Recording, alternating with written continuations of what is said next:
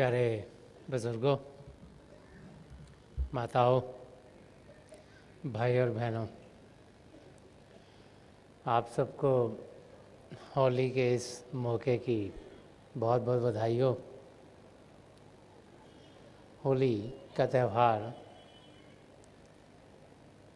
जो कि कई सालों से हम लोग सब हिंदुस्तान में मनाते हैं,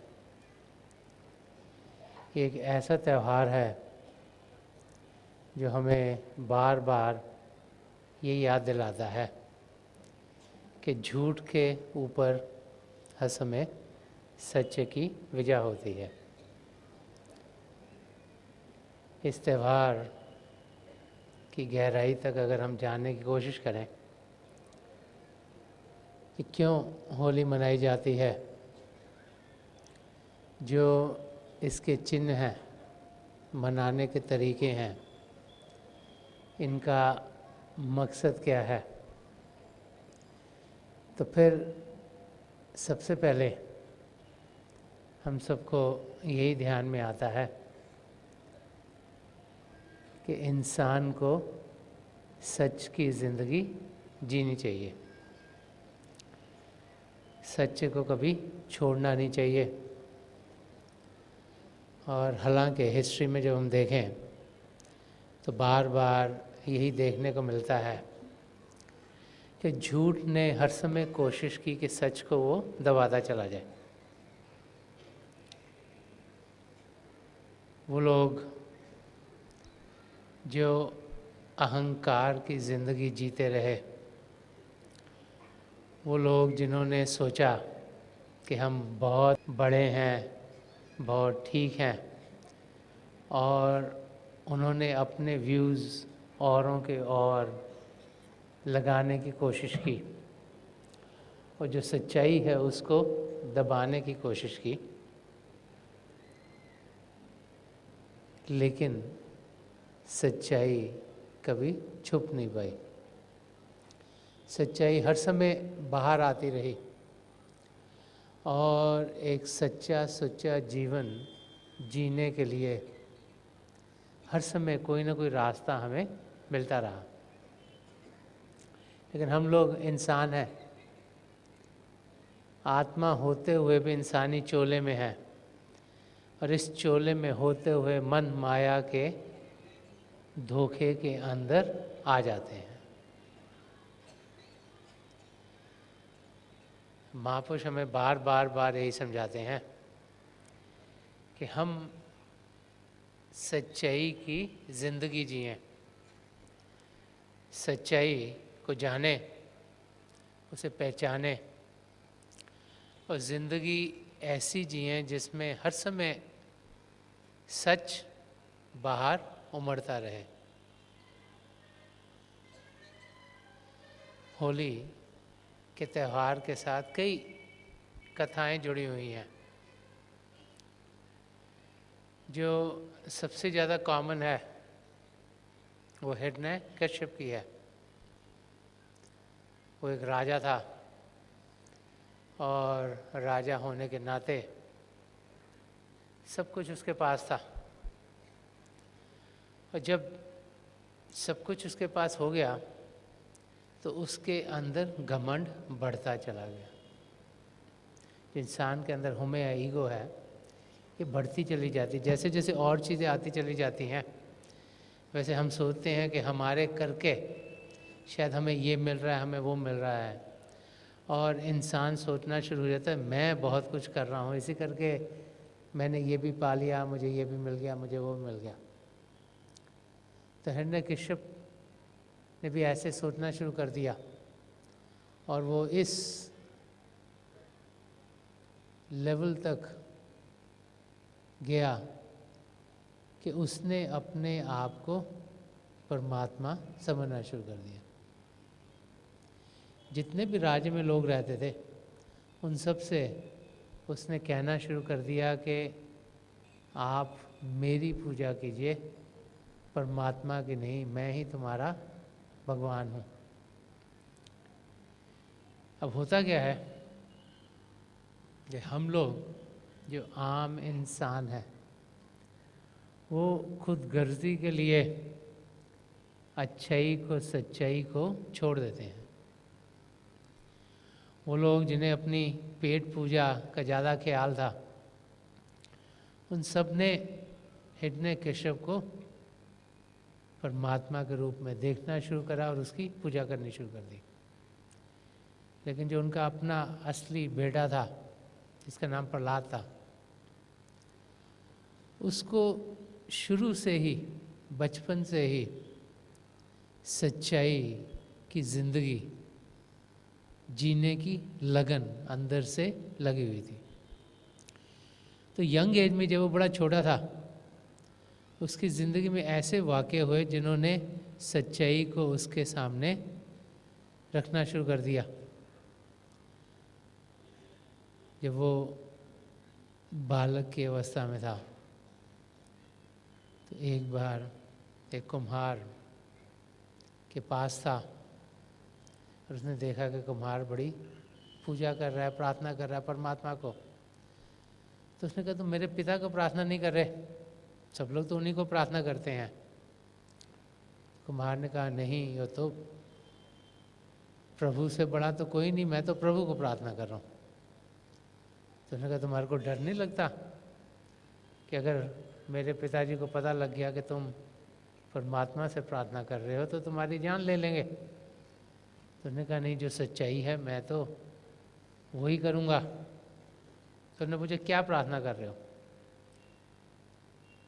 तो कुम्हार ने कहा कि जो मेरा अवन है, जिसमें मैं बर्तन डाल चुका हूँ, उसमें यहाँ एक बिल्ली, उसके 2 बच्चे रह गए अंदर। उस ज़माने में जो ओवन्स होते थे चला करते थे, उनको तुम रोक नहीं सकते थे। आजकल का टाइम नहीं, इलेक्ट्रिसिटी बंद करी तो बंद हो गया। तो उसने कहा कि जब तक ये रुकेगा नहीं, मैं इसे खोल नहीं सकता। तो मैं प्रभु से प्रार्थना कर रहा हूँ कि जो बिल्ली के 2 बच्चे इसमें हैं, उनकी जान बच जाए। तो प्रहलाद ने सोचा कि बच्चों की जान तो बचनी मुश्किल है, क्योंकि अवन है, उसमें हीट इतनी ज़्यादा है। और जैसे ये वाक़या बताया जाता है, 3 दिन तक वो अवन चलता रहा। जब उसे खोला गया तो दोनों बिल्ली के बच्चे जीवित थे। एक वाक़या है जिसने प्रहलाद के ऊपर बहुत असर किया और उसका ध्यान प्रभु की ओर बढ़ता चला गया और उसका विश्वास सच्चाई की ओर अटल होना शुरू हो गया। जब उसके पिता को मालूम हुआ कि ये मुझ में बिलीव नहीं करता, प्रभु में बिलीव करता है, तो पिता ने उसको मारने की बड़ी कोशिशें की। कभी तो पहाड़ से नीचे फेंका, कभी दरिया में डुबाने की कोशिश करी, कभी मस्त हाथियों को उसके ऊपर छोड़ा ताकि उसे कुचल दें। और आप में से बहुत से लोग होंगे जिन्होंने, जब आप स्कूल में पढ़ा करते थे, इनकी बहुत सी कहानियाँ सुनी होंगी, प्रहलाद की और उसके फादर हिरण्यकश्यप की। लेकिन कोई भी तरकीब झूठ की प्रहलाद को मार ना सकी। होलिका, जो हिरण्यकश्यप की बहन थी, जिसे वर मिला हुआ था कि वो कभी जलेगी नहीं, आग के अंदर बैठे तो भस्म नहीं होगी, उसने अपने भाई से कहा कि मैं प्रहलाद को अपनी गोद में लेकर आग के अंदर बैठती हूँ और वो भस्म हो जाएगा, मेरे को तो वर मिला हुआ है। तो रानी सोचा ये तो ठीक है, तो उसने अपने बेटे को होलिका की गोद में बिठाया, आसपास आग लगा दी। जैसे वाक़या बताया जाता है, जब सुबह सब लोगों ने देखा तो होलिका भस्म हो गई थी और प्रहलाद आग में ठीक ठाक बैठे हुए थे। तो ये वाक़ये बार बार हमें क्यों दोहराए जाते हैं? होली का त्यौहार हम हर साल क्यों मनाते हैं? ताकि हमें याद रहे कि सच्चाई की जीत हर समय झूठ के ऊपर होती है। सच्चा जीवन जीना ज़रूरी क्यों है? झूठ और धोखे में इंसान क्यों न जिए? ये सवाल हर एक यंग इंसान की ज़िंदगी में आते हैं। वो देखता है करप्शन बहुत है, वो देखता है कि जो लोग ख़राब हैं उनके पास पैसे बहुत हैं, वो देखता है कि जो ख़राब हैं उनकी पावर बहुत है, और इंसान सोचना शुरू हो जाता है, स्पेशली जब यंग अवस्था में होता है, कि शायद यही ज़िंदगी बेहतर है। लेकिन जब हम हिस्ट्री को पढ़ते हैं, महापुरुषों की वाणियों को पढ़ते हैं, धर्म ग्रंथों को पढ़ते हैं, जब हम ध्यान उस ओर देते हैं जहाँ से सुख चैन मिलता है, जहाँ से शांति मिलती है, जहाँ से ज़िंदगी का मकसद इंसान का पूरा होता है, तो बार बार वो सब हमें यही समझाते हैं कि वो इंसान जो काल के दायरे में आकर उसके हो गए, वो सच्चाई से बहुत दूर चले गए हैं। जो निचले 3 मंडल हैं, पिंड, अंड और ब्रह्मांड के, ये काल के दायरे में है, और काल ने इसमें कर्मों का विधान चलाया हुआ है। और कर्मों का विधान बहुत सिंपल प्रोसेस है। जैसे अगर आप खेती बाड़ी करो, कोई बीज बो, तो जिस किस्म का बीज बोगे उस किस्म का पौधा निकलेगा। अगर मिर्चों के बीज बोगे तो मिर्चों के पौधे निकलेंगे। अगर आम की गुठली ज़मीन के अंदर गाड़ोगे तो आम के कई पेड़ निकलेंगे, उसे हज़ारों आम निकलेंगे। और जैसी करनी वैसी भरनी, यही कर्मों का विधान है कि हर एक सोच, हर एक बोल, हर एक कार्य के लिए हमें भुगतान करना है। अगर अच्छा सोचेंगे, अच्छा बोलेंगे, अच्छे कार्य करेंगे, हमारे साथ अच्छी चीज़ें होंगी, फल भी अच्छा मिलेगा। अगर बुरा सोचेंगे, बुरा बोलेंगे, बुरे कार्य करेंगे तो फल भी बुरा होगा। उस समय शायद हमें दिखाई ना दे, क्योंकि कर्मों का विधान ये नहीं कहता कि अभी तुमने अच्छा करा है तो कल तुम्हारे को उसका रिजल्ट मिल जाएगा। रिजल्ट आज मिल सकता है, कल मिल सकता है, परसों मिल सकता है, अगले साल मिल सकता है, 100 साल बाद मिलता है, 100 जन्मों के बाद मिल सकता है। तो हम सोचें कि हम बहुत इंटेलिजेंट हैं तो इस करके हमें मालूम हो जाएगा कि हम क्या कर रहे हैं, इसका रिजल्ट क्या मिलेगा, ये नामुमकिन है। वो हमारी समझ के बाहर है। और अगर भारी रूप की ओर ध्यान देते देते ज़िंदगी गुजर गई और असलियत को इंसान ने जाना नहीं, तो फिर जिस किस्म की ज़िंदगी हम जिएंगे, अगर बाहर की दुनिया से जुड़ते रहेंगे तो प्रभु से दूर होते चले जाएंगे। जो भी रिजल्ट्स होंगे कोई और योनि मिलेगी, और उसमें फिर प्रभु को पाने का मौका मिले ना मिले ये हमें मालूम नहीं। महापुरुष बार बार समझाते हैं कि सिर्फ मानव चोले में ही वो सब पदार्थ प्रभु ने हमें दिए हैं जो हमें चाहिए अपने आप को जानने के लिए, असलियत को पाने के लिए, और जो ज़िंदगी का मकसद है, जो आत्मा का मिलाप परमात्मा से, उसको पूरा करने के लिए। जब तक सच्चाई को अनुभव ना करें, जब तक हम कौन हैं ये हम जान ना पाएं, तब तक हमारे कदम सच्चाई के रास्ते पर उठ नहीं सकते।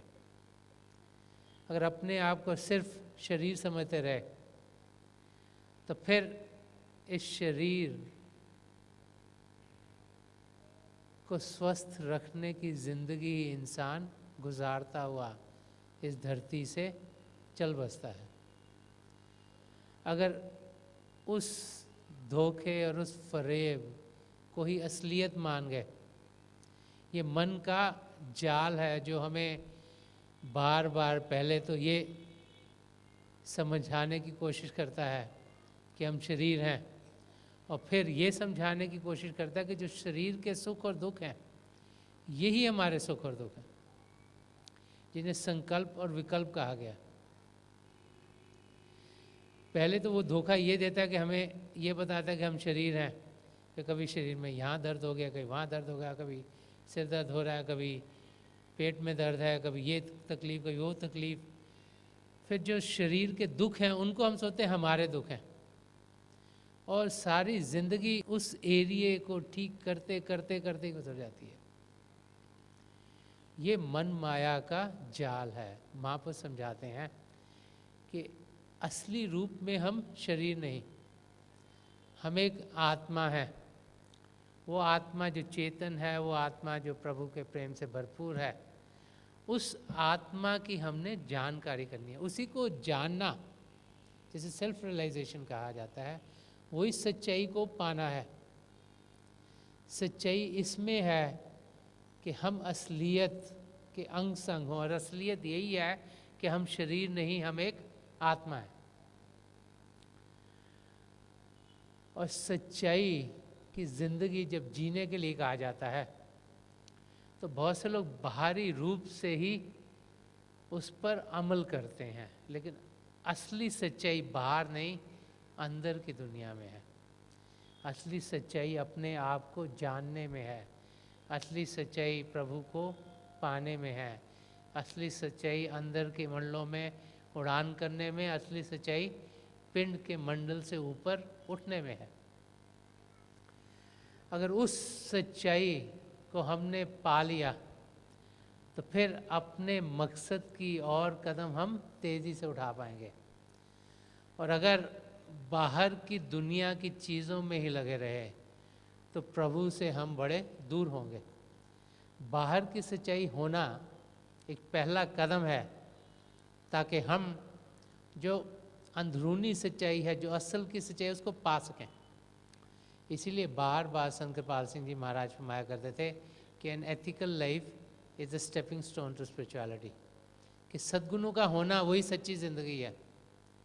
बाहर के रूप में सद्गुणों का होना बहुत ज़रूरी है, लेकिन वो मकसद तक हमें पहुंचा नहीं सकता।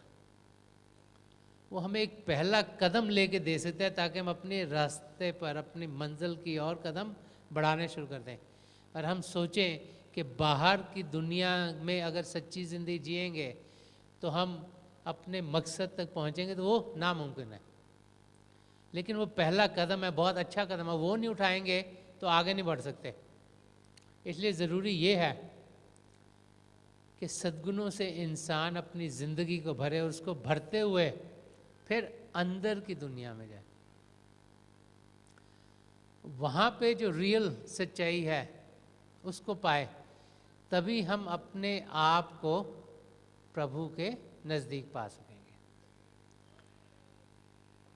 तो होली का त्यौहार हमें उस सच्चाई को जानने के लिए कहता है कि सच्चाई हमारे अंदर है। हम बाहर में दुनिया के धोखे और उसके फरेब के अंदर डूब ना जाएं। हमारे कदम ऐसे हों जो कि हमें तेज़ी से अपनी मंजिल की ओर उठाएं।